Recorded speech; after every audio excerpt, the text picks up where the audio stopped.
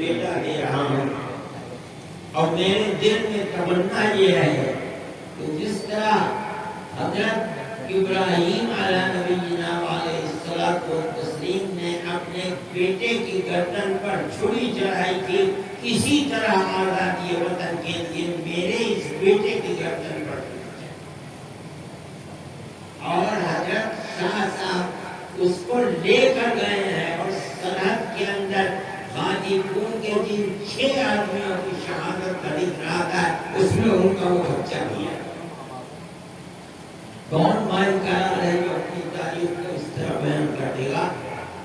یہ ہمارے بزرگوں کی تاریخ ہے ملک کی آزادی کے لیے۔ میرے بھائی، اس چیز کو پڑھنا چاہیے، سمجھنا چاہیے۔ میں تو حضرت محتوم صاحب سے کہتا ہوں اس تاریخ کو مرتب کرانا چاہیے، اور مدارس کے نصاب تعلیم کے اندر اس کو داخل کرنا چاہیے، تاکہ ہماری قوم، ہماری آنے والی نسلیں اپنے پوروجوں کی اس قربانی بھری زندگی کو جاننے اور پہچاننے والی ہوں، انہیں یہ پتہ چلے کہ انہوں نے اس ملک کی آزادی کے لیے کیا کیا ہے۔ میرے بھائی، یہ ہماری ایک تاریخ ہے۔ پھر حضرت گنگوئی رحمۃ اللہ علیہ، میں نے کہا کہ وہ جیل میں چلے گئے۔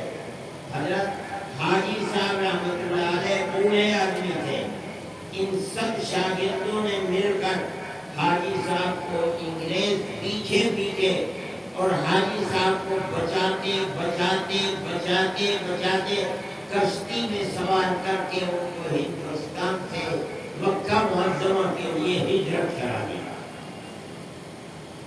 حضرت گنگوئی رحمۃ اللہ علیہ ملک کے اندر ان کے ہفتے چڑھ گئے، وہ جیل چلے گئے۔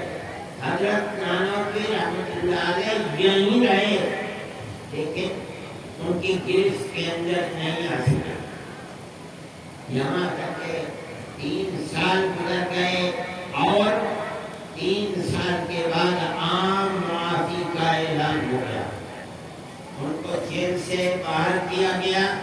حضرت نانوتوی رحمۃ اللہ علیہ آزاد، اور وہ علماء جنہوں نے ان کے ساتھ 1857 کی جہاد کو برپا کیا تھا، وہ سب آزاد ہو گئے۔ تو اب بیٹھ کر دیکھا، دل میں جو آگ لگی ہوئی تھی آزادی وطن کی، وہ بجھی نہیں۔ سوچا کہ پھر تیسری جہاد آزادی وطن کے لیے مجاہدین کو جمع کیا گیا، لیکن جب نظر ڈالی تو عام طریقے پر علماء کو مجاہدین آزادی کے ساتھ مشابہت کی بنیاد پر عام طریقے پر قتل کیا گیا، تو اب مجاہدین آزادی ختم ہو گئے۔ نہیں تھے جن کو جمع کیا جاتا، تیسرے جہاد کے لیے جن کو لا کر کفن بردوش کھڑا کیا جاتا، وہ لوگ ختم ہو گئے۔ تب دیکھیے ان لوگوں نے جمع ہو کر کے، یہ وہ لوگ تھے جو فقیر تھے، دولت مند نہیں تھے، مدرسوں کے پڑھے ہوئے تھے، ان لوگوں نے مجاہدین کو تیار کرنے کے لیے 1857 کے 9 سال کے بعد، آزادی کے 5 سال کے بعد، جب آزادی یعنی معافی کا اعلان ہو گیا، اس کے 5 سال کے بعد دارالعلوم دیوبند کی سن 1866 میں بنیاد رکھی ہے۔ حضرت شیخ الہند رحمۃ اللہ علیہ فرمایا کرتے تھے کہ میں جانتا ہوں کہ استاد محترم یعنی حضرت نانوتوی رحمۃ اللہ علیہ نے دارالعلوم کی بنیاد کس لیے رکھی تھی۔ کیا مطلب ہے؟ اشارہ تھا کہ بنیاد رکھی تھی اس لیے کہ جہاد آزادی وطن کے لیے 2 جہادوں کے اندر 31 اور 57 میں مجاہدین ختم ہو چکے، اب ضرورت ہے کسی ایسے کارخانے کی جہاں مجاہدین آزادی کو پیدا کیا جائے، اس کے لیے دارالعلوم دیوبند ہے۔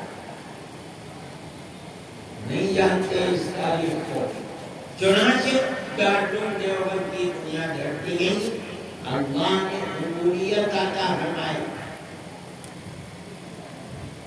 اور وہ قبولیت کس بنیاد کے اوپر؟ یہ تو غریب لوگ تھے، فقیر لوگ تھے، قبولیت کی بنیاد یہ ہے کہ اگر آپ دارالعلوم کی بالکل ابتدائی بنیادیں جو محافظ خانے میں رکھی ہوئی ہیں، جو دارالعلوم کا بڑا قیمتی کروڑ کا سرمایہ ہے، اگر آپ ان بنیادوں کو پڑھیں تو آپ کو یہ اندازہ ہوگا کہ جب سے دارالعلوم کھلا جس سال سے ایسا معلوم ہوتا ہے کہ کسی اللہ کے بندے نے ساری دنیا کے کاموں میں ڈالا ہے کہ مرکز ہو، سمرقند، بخارا، تاشقند، خراسان، ایران اور ہندوستان کے چپے چپے سے لوگ جمع ہو کر کے دارالعلوم کی طرف کشا آنے، کوئی اعلان نہیں کیا گیا تھا۔ اس زمانے کے اندر ٹیلی فون نہیں تھے، ریڈیو نہیں تھے، ٹیلی ویژن نہیں تھے، مگر یہ خدائی آواز تھی، جس آواز کی بنیاد پر طالبین حق اور جہاد کے لیے اپنی جان دینے والے لوگ، کون سا جہاد؟ ہندوستان کی آزادی کے جہاد کے لیے ہر جگہ سے آنے لگے اور آ کر کے سمجھنے کے مرکز بن گیا۔ اور چلا کون رہا ہے؟ انگریز نہیں چلا رہا۔ انگریز کو یہ دعویٰ تھا کہ ہماری حکومت کے اندر سورج غروب نہیں کرتا، تو فقیر لوگ تھے، ان کی کیا حکومت تھی؟ مگر اللہ نے ان کی حکومت اپنے خاص بندوں کے دلوں کے اندر پیدا کی تھی۔ یہ وہ حکومت تھی کہ جو در حقیقت حکومت ہے۔ انہوں نے قوم کو پیغام دیا کہ یہ مدرسہ ہے جو تمہاری آنے والی نسلوں کے دین و ایمان اور آزادی کے لیے یہاں لوگوں کو پڑھایا اور سکھایا جاتا ہے۔ اگر یہ مدرسہ زندہ ہے تو تمہاری آنے والی نسلیں زندہ رہیں گی، اگر یہ مر گیا تو تم مر جاؤ گے، تمہاری نسلیں مر جائیں گی۔ اور نے اس کو گایا، جس کے پاس 2 پیسے ہیں وہ 1 پیسہ دارالعلوم کو دیتا تھا، جس کے پاس 2 روپیے ہیں 1 روپیہ دارالعلوم کو دیتا تھا، اور 150 سال سے یہ مدرسہ اس طرح چل گیا کہ جو ٹاٹ اور ڈوریوں پر بیٹھ کر کے پڑھتے اور پڑھاتے تھے، یہ اللہ کے یہاں ان کی مقبولیت تھی۔ چنانچہ دارالعلوم چلنے لگا۔ یہ دارالعلوم آج ایک دارالعلوم سے 50,000 دارالعلوم سارے ملک کے اندر نہیں، دنیا کے اندر۔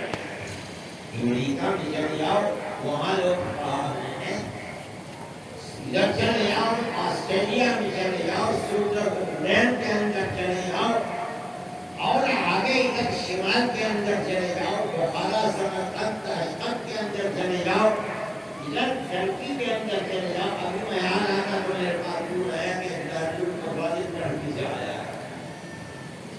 میں یہ کہتا ہوں کہ ساری دنیا میں جہاں چلے جاؤ، دین کا بول بالا اگر کرنے والے لوگ ہیں، یا بغیر واسطہ یا بل واسطہ، یا یہاں کے پڑھے ہوئے یا یہاں کے پڑھے ہوئے لوگوں نے جو مدرسے بنائے ان مدرسوں کے پڑھے اور دین کی خدمت کرتے ہیں۔ میں افریقہ کی ان جگہوں کے اوپر جہاں آدمی جانور کی طرح رہتا ہے، ان جگہوں پر گیا اور میں نے بچوں کا قرآن ایسا کہ میرے بچے ایسا قرآن نہیں پڑھتے۔ بھائی کہاں سے پڑھ کر کے آئے ہو؟ مدرسے کا نام لیا کہ دارالعلوم کے لوگوں نے مدرسہ بنایا تھا، ہم نے مدرسے پڑھایا اور وہاں سے آ کر کے بچوں کو پڑھا رہے ہیں۔ میرے بھائی، دارالعلوم کی یہ قبولیت اور پھر دارالعلوم نے ان افراد کو پیدا کیا۔ حضرت شیخ الہند رحمۃ اللہ علیہ، استاد محترم حضرت نانوتوی رحمۃ اللہ علیہ نے جس مقصد کے لیے مدرسے کو بنایا تھا، سب سے بہترین فرد اکمل جو پیدا ہوا ہے وہ شیخ الہند رحمۃ اللہ علیہ، مولانا محمود حسن صاحب دیوبندی رحمۃ اللہ علیہ۔ وہ شخص شخص ہے جو اپنے علم کے ساتھ ساتھ آزادی وطن کے لیے ایسی اپنے سینے کے اندر آگ رکھتا تھا کہ وہ آگ کسی دوسرے آدمی کے اندر نہیں آتی. جو صوبہ کے متحدہ کا انگریز گورنر تھا مسٹر اس کا یہ قول مشہور ہے کہ شیخ الہند کو جلا کر اگر راکھ کر دیا جائے تو اس کی راکھ سے بھی انگریز کی عداوت اور دشمنی کی بو رہے گی. یہ تھے شیخ الہند. شیخ الہند نے پھر بجانا شروع کر دیا آزادی وطن کا اور اپنے ان شاگردوں کو جنہیں یہاں تیار کیا تھا ان کو اپنی آواز کا شریک بنایا, اپنا درد ان کے دلوں کے اندر تقسیم کر دیا اور ان کو لے کر کے میدان کے اندر لے گئے. جب انہوں نے یہ محسوس کیا کہ اب میرا آنا اور نکلنا انگریز کی مخالفت کرنا دارالعلوم کے لیے نقصان دہ ہو سکتا ہے, تو مرد مومن نے دارالعلوم سے علیحدگی اختیار کی, اپنے شاگردوں کے سپرد کیا اور باہر نکل کر میدان میں جا خروج کی صورت کے اندر آ گئے. کون ہے جو تاریخ بتائے؟ کوئی دعویٰ کر سکتا ہے؟ شیخ الہند تنہا وہ آدمی ہے جس نے اپنی زندگی کے اندر انگریز کی حکومت کے خلاف آزاد حکومت قائم کی ہے. دعوے پر بڑے بڑے حلق سوچ جاتے ہیں کرنے والے, بتائیں کہ کہاں انگریز کی گورنمنٹ کے خلاف آزاد حکومت کس نے قائم کی ہے؟ شیخ الہند نے قائم کی. اپنے شاگرد عبید اللہ سندھی کو افغانستان دیا. افغان قوم کے خصوصیات سے واقف تھے, افغان علماء ان کے شاگرد تھے, وہ یہ جانتے تھے کہ یہ مسلمان قوم ایسی ہے کہ جو ایسی سرفروش قوم ہے کہ یہ کبھی کسی دوسرے کی حکومت کو قبول نہیں کرتی. آپ کو یہی صورتحال ہے. انہوں نے مولانا عبید اللہ سندھی کو افغانستان بھیجا. افغانستان بھیج کر انہوں نے وہاں آزاد حکومت قائم کی اور کان کھول کر لوگ سنیں کہ انہوں نے اس آزاد حکومت کا جو صدر بنایا وہ مسلمان نہیں, راجہ مہندر سنگھ پرتاپ کو صدر بنایا. اس کا وہ لوگ ایسے نہیں تھے کہ ان کے دل کے اندر فرقہ پرستی ہو. وہ اس ملک کے عوام چاہے وہ کسی بھی مذہب سے تعلق رکھتے ہو ان لوگوں کو اپنے سینے سے لگایا اور مولانا برکت اللہ, پھر اس کے بعد مولانا عبید اللہ سندھی وزیر خارجہ بنے. یہ وہ لوگ تھے کہ جنہوں نے ملک کی آزادی کے لیے قدرت. کون ہے مائی کلان کو بتائے کہ اس نے انگریز کی حکومت کے خلاف ملک کو آزاد کرنے کے لیے کہیں ملک کے دنیا کی کسی کونے میں آزاد حکومت قائم کی ہو؟ اور پھر یہی نہیں کہ آزاد حکومت قائم کر کے چھوڑ دیا, بلکہ یہاں سے گئے دارالعلوم کو چھوڑ لیا اور یہاں سے گئے حج کے نام کے اوپر. مقصد یہ نہیں تھا, مقصد یہ تھا کہ وہاں پہنچ کر کے اور ہم اس راستے سے خود افغانستان پہنچ جائیں اور اس حکومت کو زندہ بنائیں اور اس راستے سے ہم صوبہ سرحد جس کو ہم نے میدان جنگ بنایا ہے ہم وہاں پہنچے. ان لوگوں کی طرف سے یہ شکوہ آتا تھا کہ ہم لڑتے ہیں, ہمارے پاس گولہ بارود ختم ہو جاتا ہے, پھر ہم پیچھے ہٹاتے ہیں, تیاری کرتے ہیں, پھر گولہ بارود اپنے ہاتھ سے بنا کر رکھتے ہیں, مرتے ہیں اور مارتے ہیں. ہمیں ضرورت ہے اس بات کی کہ دنیا کا کوئی ملک ہمیں گولہ بارود مہیا کرے تو ہم انگریز کو شکست دے دیں گے. حضرت شیخ الہند رحمۃ اللہ علیہ اسی لیے گئے تھے. اس زمانے میں وہاں حکومت ٹرکی کی حکومت تھی, جو وہاں کے وزیر اعظم نے ان سے ملاقات کی اور یہ بات کہی اور یہ کہا کہ میں یہ چاہتا ہوں کہ آپ مجھے یہاں سے کسی طرح افغانستان کا راستہ صاف کرا دیں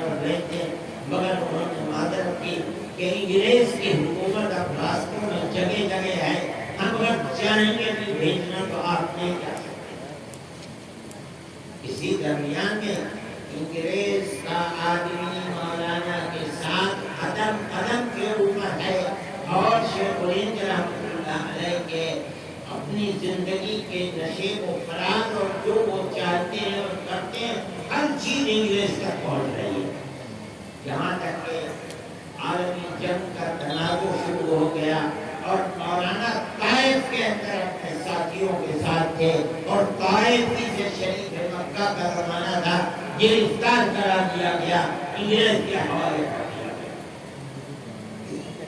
اس کے بعد انگریز نے ان کو پہلے مصر بھیجا، وہاں بھی اس کی حکومت تھی، اور وہاں چند روز رکھ کر ان کے شاگرد اور ان سے الگ الگ بیانات لیے اور بیانات لے کر کے پھر ان کو سب کو مرتبہ بھیج دیا۔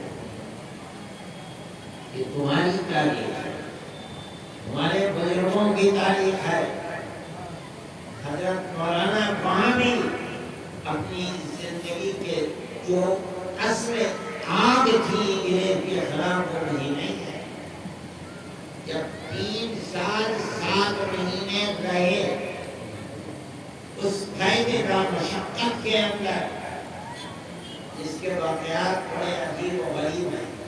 حضرت رحمۃ اللہ علیہ مجھے سناتے تھے کہ میں نے حضرت شیخ الہند رحمۃ اللہ علیہ کو کھانے کے لیے کوئی ایسی چیز دی جس کا کھانا وہاں مشکل تھا، اور انگریز نے دیکھ لیا آپ کہاں سے ملی یہ چیز، تو قبل اس کے کہ حضرت شیخ الہند کو میں آگے بڑھوں گا، میں نے دی ہے، میں نے کہا اپنا ہاتھ پھیلا، میں نے ہاتھ پھیلایا، میرے اس ہاتھ کے اوپر اس نے 7 ہنٹر مارے، اور کسی چیز کے اوپر اسی نے یہ لوگ تو دیوانے تھے شیخ الہند کے، پتہ نہیں آپ لوگوں کو معلوم ہے یا نہیں، بڑی سردی ہوتی ہے مالٹا کے اندر، اور شیخ الہند رحمۃ اللہ علیہ کو صبح تہجد میں گرم پانی دینا ان لوگوں کی بہترین چاہت تھی۔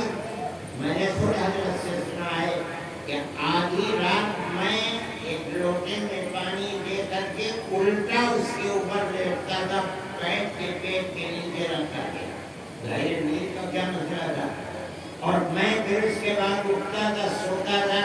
مولانا مظاہر صاحب دوسرے حضرت کے شاگرد تھے، پھر وہ سوتے رہتے تھے، وہ اٹھتے تھے اور وہ الٹے اس کے اوپر لیٹ جاتے تھے، تب صبح کو حضرت شیخ الہند رحمۃ اللہ علیہ کو نوایا پانی جس میں ٹھنڈک نہیں ہوتی تھی وضو کے لیے دیا جاتا تھا۔ فرماتے تھے مجھ سے جو وہاں کے قانون کے خلاف تھا، حضرت کو آرام پہنچانے کے لیے میں نے کیا، یہ مجھے یاد نہیں رہا، مجھے 3 دن کی سزا دی گئی، اور وہ سزا یہ تھی کہ ایک ایسا کمرہ جس میں گھٹنوں تک کیچڑ بھرا ہوا تھا اور ہر طرف سے کانٹے لگے ہوئے تھے، خاردار لوہے کے، مجھے اس کے اندر کھڑا کر دیا گیا، بیٹھ نہیں سکتا تھا، اس کے اندر بالکل کسی طرف سے روشنی آنے کا صرف ایک چھوٹا سا سوراخ بیچ میں تھا، جب سورج استوا میں پہنچتا تھا تو وہاں سے روشنی آتی تھی۔ 3 دن تک مجھے اس کے اندر سزا دی گئی۔ لیکن لوگوں کا یہ سب کس لیے تھا؟ آزادی ہے، کوئی مائی کا لال ہے، اس کا 10واں حصہ تو پیش کرے آزادی وطن کے لیے کیا کیا ہے۔ اور آج جو لوگ اقتدار اور حکومت کے اوپر ہے، انہیں تو ہوا بھی نہیں لگی ہے آزادی، وہ آزادی وطن کے وقت پیدا بھی نہیں ہوئے تھے، ان کی ماں نے انہیں جنا بھی نہیں تھا، وہ کیا جانے آزادی وطن کس چیز کا نام ہے؟ کہ ہمارے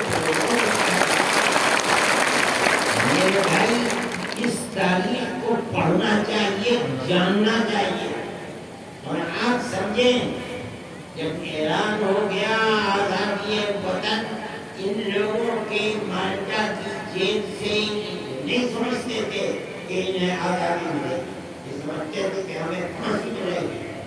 خدا کی قدرت ہے، 3 سال 7 مہینے کے بعد ان کو آزادی مل گئے کہ اب جاؤ۔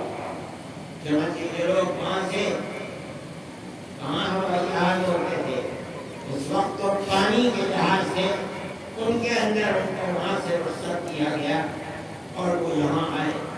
جب یہاں آئے ہیں میں نے حضرت سے سنا ہے کہ جب ہم یہاں پہنچے ہیں تو بے شمار لوگ ہندوستان سے اور دلی سے حضرت شیخ الہند رحمۃ اللہ علیہ کو خیر مقدم کرنے کے لیے ممبئی پہنچے. فرماتے تھے ان میں گانے جی تھے اور عورتیں اور بچے جدھر سے قافلہ جاتا تھا حضرت شیخ الہند رحمۃ اللہ علیہ کا اونٹوں کے اوپر چڑھ کر کے ممبئی میں دیکھتے تھے وہ ہے کون کیا جو لوگ 3 سال 7 مہینے کی جیل کاٹ کر آئے ہیں.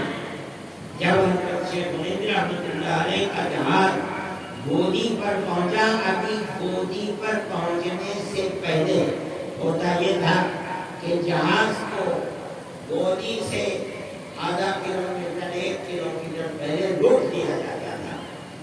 پھر اس کے بعد گودی صفائی کے بعد تب جہاز آتا تھا.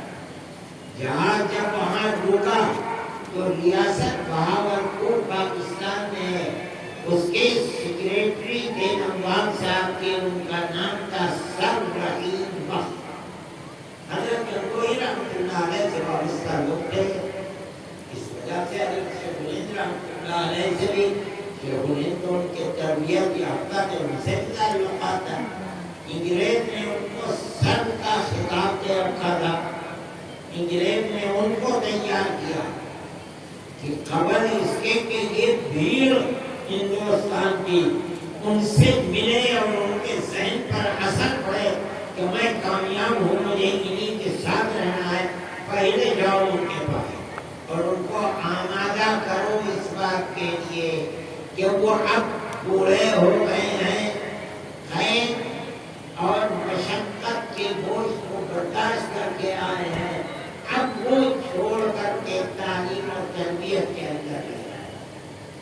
چنانچہ سر رحیم بخش سیڑھی لگوا کر کے ان کو کشتی میں بیٹھا کر کے وہاں جہاز تک لائے اور سیڑھی لگوا کر کے باندھ کر کے اس کے اوپر چڑھا کر شیخ الہند کے پاس بھیجا گیا.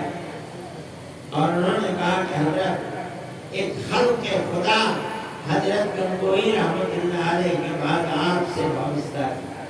وہ چلے گئے دنیا سے. آپ مرکز بنے ہوئے تھے علم حدیث کا اور حاجی صاحب کے معنوی علوم کا مرکز آپ تھے. آپ کے بعد لوگ بے یاد منعقد ہو گئے.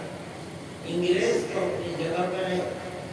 آپ نے اپنی عمر انگریز کی مخالفت میں لگا دی مگر انگریز کا بگڑا تو نہیں. اب آپ اسے چھوڑ دی اور وہی قال اللہ قال رسول کا درس دیجیے. یہ لوگ جو بالکل بے یاد مددگار ہیں کہیں ان کو استفادے کے لیے جگہ تو ملے. اب آپ آئیے علم حدیث اور اس کے ساتھ ساتھ تصوف کے مراحل کو طے کرانے کے اندر لگتا ہے. یہ ہماری تمنا ہے. آپ کے شاگرد کام کریں گے. دیکھیے اس مرد مومن نے سب کچھ سنا اور سن کر یہ کہا کہ رحیم بخش صاحب آپ نے کہہ دیا اور میری بات کو یہ فرمایا کہ میں اسی آپ کو لے کر کے ہندوستان آیا ہوں اور میں انگریز کی غلامی کو حرام سمجھتا ہوں. میں بوڑھا ہو گیا ہوں، اب چلنا پھرنا میرے بس کا نہیں ہے. اگر مجھ سے نہیں چلا جائے گا تو میں چارپائی کے اوپر بیٹھ جاؤں گا اور اپنے شاگردوں سے کہوں گا کہ میری چارپائی کو اپنے کاندھوں پر اٹھا کر کے گاؤں درگاؤں لے کر کے جائیں اور میں ہر جگہ یہی اعلان کروں گا کہ انگریز کی غلامی حرام ہے.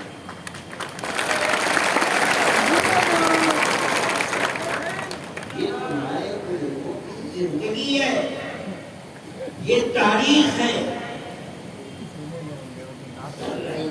خاموش ہو گئے. شیخ الہند آئے اور شیخ الہند نے اسی طرح اپنے سلسلے کو پھر شروع کیا. شیخ الہند بہت نہیں بات کمزور تھے، اور مالٹا کی اس سرد ہواؤں نے مالٹا کو بالکل برف ہے یورپ کے اندر برداشت کرنے کی طاقت نہیں تھی ان کے اندر، جس نے ان کی صحت کو خراب کر دیا. اور ہندوستان کے ہندو مسلمان ان کے اوپر جان دیتے تھے. اس زمانے میں مراد آباد ان کی تحریک کا مرکز تھا. چنانچہ مراد آباد گئے، میں نے اس زمانے کے لوگوں سے جب میں مراد آباد میں تھا 40 سال پہلے، جو بوڑھے تھے، میں نے سنا ہے کہ حضرت شیخ الہند رحمۃ اللہ علیہ جب ریل سے اترے ہیں تو ان کے لیے بگی تھی اور اس کے اندر بڑے بڑے بانس لگے ہوئے تھے. اس کے اندر گھوڑے نہیں لگے، بلکہ ہزاروں ہندو اور مسلمان اس بگی کو چلا کر کے حضرت شیخ الہند رحمۃ اللہ علیہ کے قیام گاہ تک لے کر کے آئے تھے. یہ ہندو اور مسلمان دونوں تھے. یہ تمہارے آباء و اجداد کی تاریخ ہے. حضرت شیخ الہند رحمۃ اللہ علیہ نے علماء کو جوڑا ہے، علماء کے اندر روح کو کیا ہے، ان کو آواز لگائی ہے. یہ آپ لوگوں کو معلوم نہیں کہ جیسے یہ آواز آنی شروع ہوئی کہ مالٹا کے قیدیوں کی رہائی کا وقت قریب ہے، حضرت شیخ الہند رحمۃ اللہ علیہ آئیں گے تو سوال پیدا ہوتا ہے کہ وہ پلیٹ فارم کہاں ہے جس پر شیخ الہند آ کر کے دوڑے. حضرت مفتی اعظم مفتی کفایت اللہ صاحب رحمۃ اللہ علیہ سن 20 میں آئے ہیں. حضرت شیخ الہند رحمۃ 1920 میں شروع تھا. 1919 کے اندر دلی میں علماء کو لے کر کے بیٹھے اور یہ کہ ایک جماعت ایسی بنانی چاہیے اور ایک ایسا پلیٹ فارم آزادی وطن کا ہونا چاہیے جو علماء سے بات طے ہو گئی اور ایک جلسہ رکھا گیا امرتسر میں. آج بھی وہ مسجد موجود ہے، خیر المنازل. امرتسر خیر المنازل نام ہے. میں گیا ہوں اس مسجد کے اندر، جہاں مسجد ہے وہاں کے امرتسر، اس کے اندر ہی اجتماع طے ہوا کہ ہم تقسیم ملک کو ملیں گے امرتسر کے اندر. چنانچہ امرتسر گئے، وہاں لوگ بیٹھے اور بیٹھ کر جمعیت علماء کا قیام کیا.